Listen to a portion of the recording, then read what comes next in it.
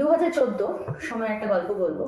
তখন আমি সবে এমএসসি পাস করা একটা মেয়ে, যে কিনা যার খুব একটা বিশাল কিছু এক্সপিরিয়েন্স নেই পড়ানোর।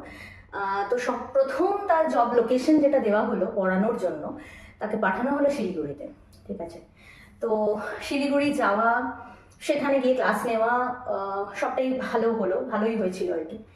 এবার ফেরাটা ছিল ট্রেনে। যথারীতি আমরা যখন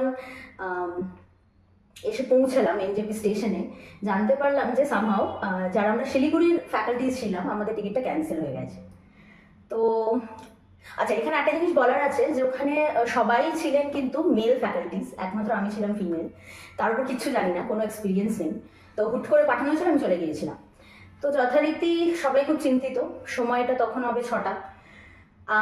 ঠিক করা হলো আমরা যারা শিলিগুড়িতে আছি আমরা বাসে ফিরব। সুতরাং আবার সেই অনুযায়ী আমরা চলে গেলাম হচ্ছে তেনজিং নোরগে বাস স্ট্যান্ডে।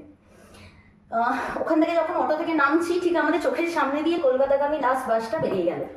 হ্যাঁ, তো আমি যথারীতি কিছুই জানি না, পরের স্টোরিগুলো শুনছি, আমি কিছুই বুঝছি না কি ঘটছে আমার চারিপাশে। আমি তখন শুধুমাত্র একটা শকে রয়েছি, বাড়িতে কিছু জানানো সম্ভব হয়নি, কারণ প্রথম জব, প্রথম এক্সপিরিয়েন্স, তো নিজেই আমি আগে থিতিয়ে নিই, তো যথারীতি বলিনি কিছু।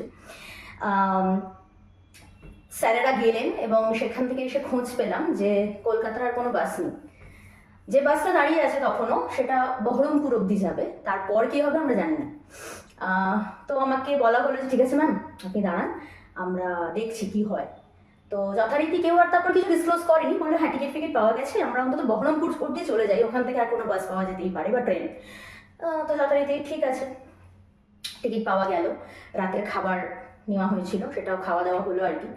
তারপর যখন বাসে উঠতে গেলাম, দেখতে পেলাম যে বাসের অলরেডি সব সিট বুক, এবং আমরা 3জন অ্যাকচুয়ালি ড্রাইভারের ঠিক পিছনে যে কাঠের পাটাতনটা থাকে সেখানে বসে রাতের ওই বাসটিতে করে ফিরবো। তো এই হচ্ছে আমাদের জন্য বন্দোবস্ত। তখন না মাথার যে স্নায়ু কোষগুলো ছিল মস্তিষ্কে, তারা কাজ মোটামুটি বন্ধ করে দিয়েছে। তখন পুরোটাই হালে ছেড়ে দিয়েছে, যা হবে হবে, ঠিক আছে।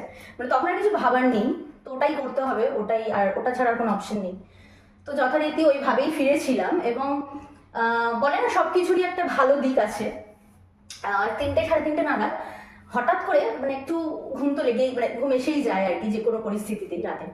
তো 3:30 নাগাদ হঠাৎ ঘুমটা ভাঙলো, এবং তখন আমরা ফারাক্কার ঠিক ওপর দিয়ে যাচ্ছি। সত্যি বলতে ওই যে এক্সপিরিয়েন্সটা হয়েছিল, ওটা লাইফ টাইম এক্সপিরিয়েন্স। মানে রাতের ফারাক্কা, তার যে সৌন্দর্য, মানে ওটা সত্যিই আমার কাছে খুব খুব ভালো লেগেছিল। তারপর যথারীতি বাড়ি ফিরি, এবং বহরমপুর থেকে অন্য বাসে করেই বাড়ি ফিরি, এবং তারপরের জার্নিটা তো চলছে, এখনো চলছে এবং চলবেও।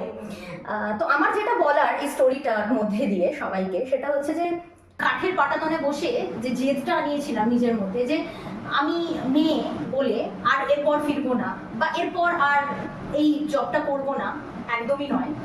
এরপরে আমাকে এই লড়াইটা আরো চালিয়ে যেতে হবে, এবং আমি করেছিলাম। তারপরে আমি 2 বছর পুরোটা নিয়েছিলাম শিলিগুড়ি। শুক্রবার করে ট্রেনে উঠতাম, রবিবার রাত্রে ট্রেনে আবার উঠতাম, এবং সোমবার সকালে ফিরতাম বাড়ি। তো এইভাবে প্রত্যেক সপ্তাহে আমি যাতায়াত করেছিলাম, এবং তার ফলস্বরূপ আজকে পাথফাইন্ডারে এসে এখানে একজন সিনিয়র ফ্যাকাল্টি হতে পেরেছি, এবং সেই লড়াইটা চালিয়ে যাব। যে কারণে গল্পটা আপনাদেরকে শেয়ার করলাম সেটা হচ্ছে ইকুয়ালিটি বলতে পারেন।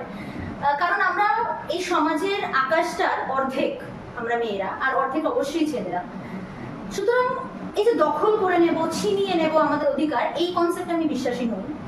আমি বিশ্বাস করি যদি এই দুটো আকাশ একসাথে মিশে যায়, তাহলে সেই ভালো লাগাটা অনেক অনেক অনেক বেশি হয়।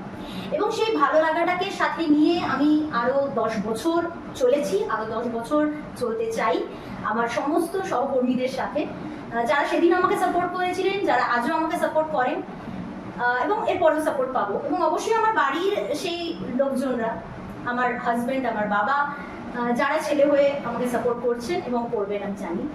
তো এই জায়গাটায় আমি সমস্ত স্টুডেন্টদেরকেও বলতে চাইবে যে জীবনে এরকম আরো অনেক তোমাদের কাছে হার্ডলস পাবে, এর থেকে আরো শক্ত শক্ত কিছু হার্ডলস হয়তো আসবে তোমাদের কাছে।